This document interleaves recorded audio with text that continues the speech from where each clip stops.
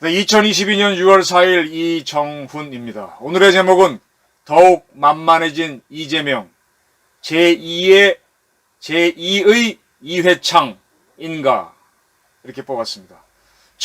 민주당의 철험에는 이재명 구하자는 건가 자기 살리하는 건가 부제는 이렇게 잡았습니다. 지금 민주당에서 철험회로 대표되는 친명계, 이재명계에서 이재명 구하기에 혈안이 되어 있습니다. 이재명 수행실장 맡았던 김남국 의원은 페이스북에다가 오로지 내 탓 타령만 가득했다. 반성보다는 당권에 대한 사심이 가득해 보인다. 라고 썼습니다.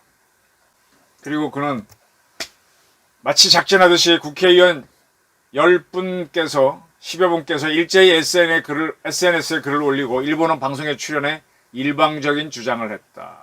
일부 의원들이 이재명 주기를 기획하고 있었던 것 같다. 이것은 대선 때도 마찬가지라고 하면서 이재명 책임론을 거론하는 민주당 세력에 대해서 분노를 터뜨렸습니다. 네, 김용민 의원 결코 김남국 의원에 밀리지 않은 강경파죠. 같은 주장을 하면서 이런 얘기를 합니다. 당 외부 정치 세력과 권력 투쟁을 피하는 정치인들은 결국 심판을 받게 될 것. 무슨 얘기냐? 당 외부 정치 세력과 권력 투쟁을 피하는 정치인들. 그러니까 지금 이재명 죽이기에 나서는 거는 민주당 바깥 세력이다. 근데 그 세력과의 싸움을 하지 않고 그 세력이 주장하는 것과 같이 이재명 죽이기에 나서는 세력들은 결국은 심판을 받을 것이다. 이렇게 얘기합니다. 이재명 흔드는 거는 이재명이가 잘못했기 때문에 그런 게 아니라 외부에서 흔들기 때문이다. 이렇게 본다는 거죠. 또 법사위 가기 위해서 민주당 탈당했던 민영배 의원도 피를 철철 흘리고 있는 자기 당 동지들이 상처에 소금을 뿌리는 일이다. 이게 말이 되느냐라고 하면서 이재명 책임론에 대해서 반격을 가했습니다. 아주 상당히 많은 사람들이 이재명을 구하려고 합니다. 이수진 의원 역시 철험의 소속이죠. 그는 송영길 씨의 서울시장 출마를 주장했던 사람입니다. 선거 패배의 원인으로 특정인이 지목되고 마녀 사냥이 되고 있다. 어찌 패배의 원인이 한두 명에게 있겠는가? 라고 한 후 패배의 씨앗은 여기 국회 안에 있었고 우리 모두가 책임에서 자유로울 수 없다. 라고 하면서 지금 철험회를 비롯한 강경파가 검수완박을 밀어붙였고 송영길 서울시장 출마, 이재명 개항을 출마를 밀어붙인 면이 있는데 그리고 그걸로 인해서 대패를 했는데 그게 아니다. 이 패배를 한 거는 우리 모두의 책임이다. 라고 하면서 덮어씌우기로 나왔습니다. 왜 이렇게 할까요? 공동 책임론으로 해야만 자기들이 살죠. 안 그러면 민주당 내에서 철험회 등 강경파 너희 나가! 라고 할 거니까 이 세력들은 이재명을 자기 생존을 위한 방탄복으로 입은 겁니다. 자기가 살기 위해서 이재명을 살리는 겁니다. 저는 그렇게 봅니다. 그리고 만약에 이게 성공한다면은 이재명은 적어도 민주당을 이끄는 과정에서는 철험회가 원하는 대로 움직이게 하는 아바타로 만들려고 하겠죠. 네, 이렇게 철험회가 검수완박부터 굉장히 무리하게 밀어붙이는 거 다 보셨죠. 어떤 멤버들인 줄 아시고 그 사람들이 이재명을 옹호하면서 이재명을 옹립하면서 이게 성공한다면은 이재명을 아바타로 삼는다. 이 386 세력이 문재인을 아바타로 삼아서 마음대로 했던 것과 비슷하게 그렇게 보시면 좋을 것 같습니다. 이수진 의원 그러나 마나 똑같으니까 건너뛰겠습니다. 정봉주 전 의원도 YTN 라디오 뉴스킹 박지훈입니다. 전화 인터뷰에서 어째 이재명 혼자 책임지는가? 우왕좌왕한 당 전체의 책임이 있다. 이재명에 대해서 전당대회 오지 말아라. 당대표는 나오지 말라고 하는 세력들이 차지해서 공천권을 행사하겠다고 하는데 그건 아니다라고 주장합니다. 결국은 뭡니까? 지금 철험회를 비롯한 이 강경파들은 이재명이란 사람을 이번에 당대표를 뽑는 당대에 내보내서 거기서 이기면은, 자기들이 일치단결해서 이기면 전체를 민주당을 장악하겠다는 거죠. 이걸 가만히 보면서요, 자기들이 꼭 해야 된다는 거잖아요. 공산당 같지 않습니까? 프롤레타리아가 부르주아지는 이 균등하지 않으니까 프롤레타리아가 균등하게 받으려면 권력은 프롤레타리아가 잡아야 된다라고 하면서 민주주의에서는 굉장히 피하는 독재를 당연시하는 게 공산주의 이론이죠. 로마의 공화정 이론은 전쟁 같은 위기에 처했을 때만 집정관의 독재를 허용합니다. 그래서 독재관을 임명하는 걸 동의하지만 그렇지 않은 경우에는 반대하는데, 공산주의는 상식적으로 항상 프롤레타리아 독재를 요구합니다. 그와 비슷하게 자기들이 항상 당권을 잡아야 된다, 이런 생각하는 거 보니까 저는 공산당과 비슷하게 보입니다. 문재인 정권에서는 이 386 운동권 세력들이 그렇게 갔죠.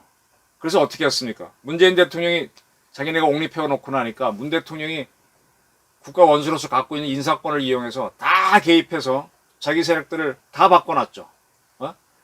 국정원 과거사위원회, 검찰 과거사위원회 해서 막 그걸 통해 갖고 기존 조직을 다 와해시키고 자기 사람 심었죠. 원래는 이렇게 하게 되면 이게 독재죠. 이 국가 원수가 인사권을 갖고 있다고 하는 건 거짓말입니다. 국가 원수이기 때문에 임명장을 대신 수용할 뿐이지 사실은 그 각 부처에서 스스로 결정하는 거죠, 민주적으로.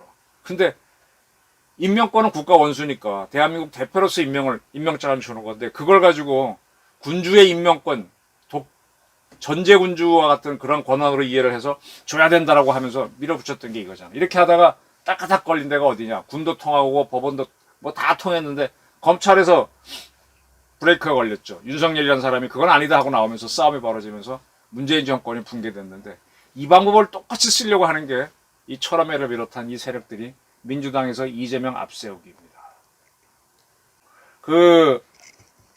정봉주 씨는 이런 얘기를 했어요. 47일 동안이나 민주당이 안 된다고 하던 한덕수 총리 인준안을 왜 통과시켰느냐. 윤석열 대통령은 한동훈 씨를 법무부 장관에 임명했는데 왜 한덕수 총리를 인준해 줬느냐. 이것이 문제다. 이것이 문제다 그랬는데, 그럼 이거는 민주당에서 강경파가 아닌 다른 세력이 했다라는 걸로 들리는데요. 제가 쭉 기사를 보니까 인천 계양을에 출마하게 된 이재명 총괄 선거대책위원장이 CBS 라디오 김현정의 뉴스소와의 인터뷰에서 5월 19일인 것 같아요. 국무총리 임명 동의안은 국민이 선택한 대통령이 첫 출발하는 단계라는 점을 조금은 고려할 필요가 있다라고 한 바 있습니다. 그래서 인준을 해주자는 쪽으로 그가 물꼬를 텄습니다. 그가 물꼬를 텄습니다. 물론 그리고 나서도 갑론을박이 있었지만은 민주당이 왜 열어줬겠습니까? 철험회가 이재명이 죽자고 반대했으면 됐겠습니까? 자기 출마하는 거에 대해서 머쓱하고 하니까 동의해 준 거지.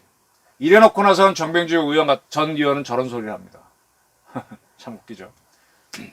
손혜원 참이슬 처음처럼 같은 브랜드 만들고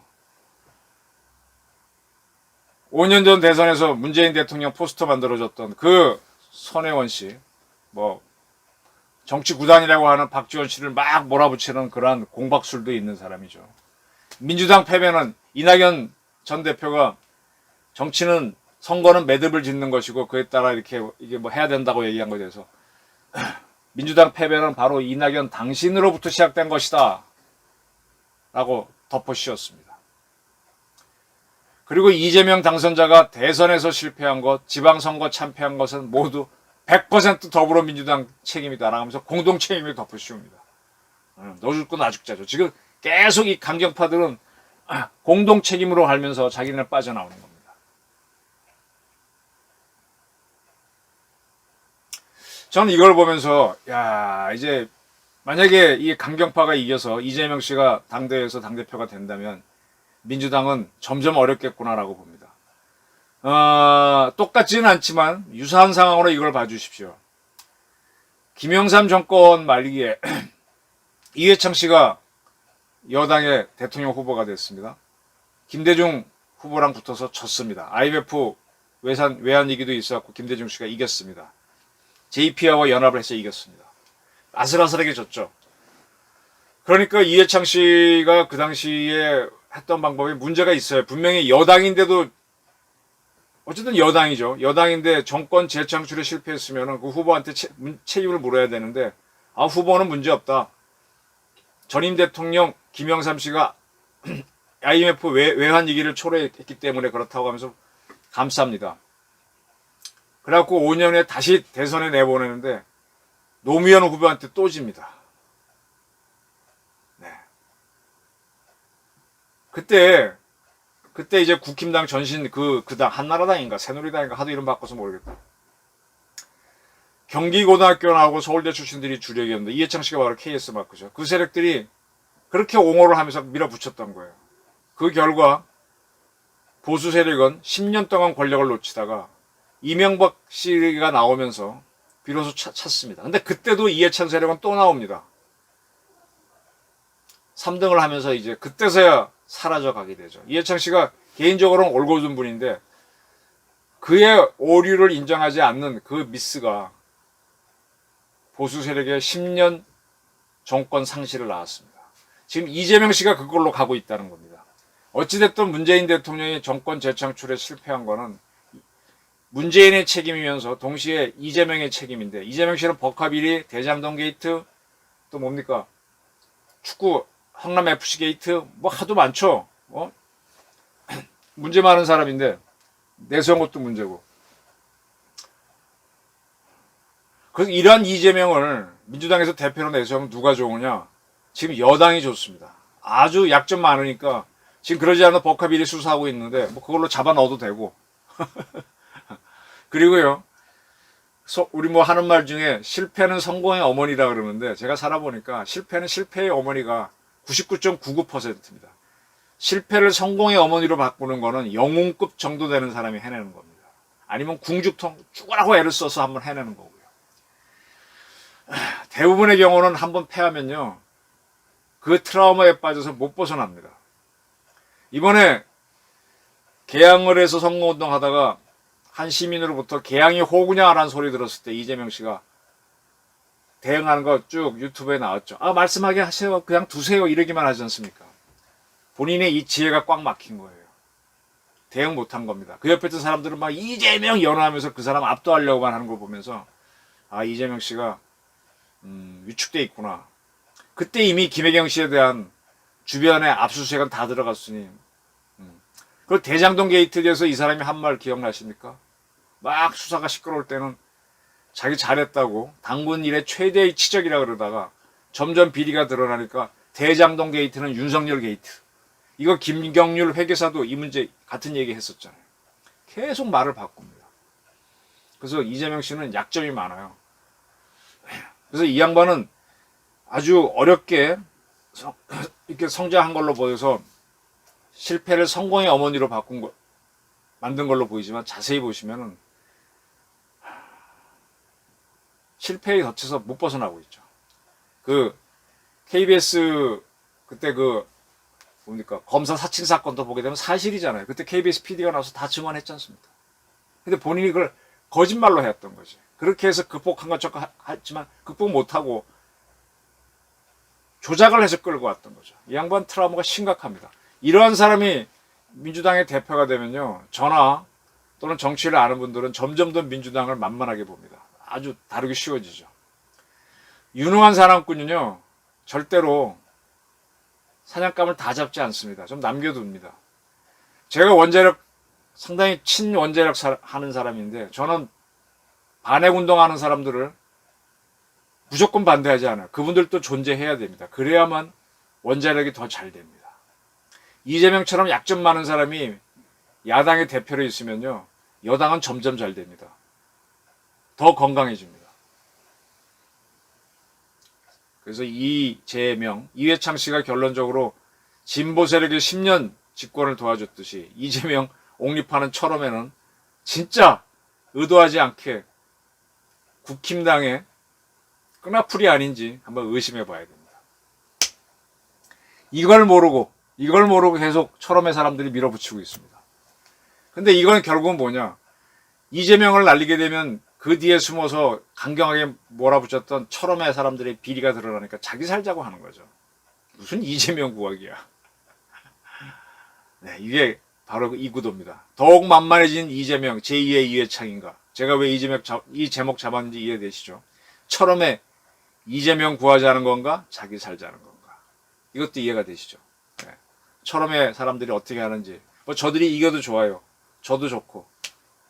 저 사람들이 어떻게 운명이 바뀌는지 한번 지켜보시기 바랍니다. 경청해 주셔서 감사합니다.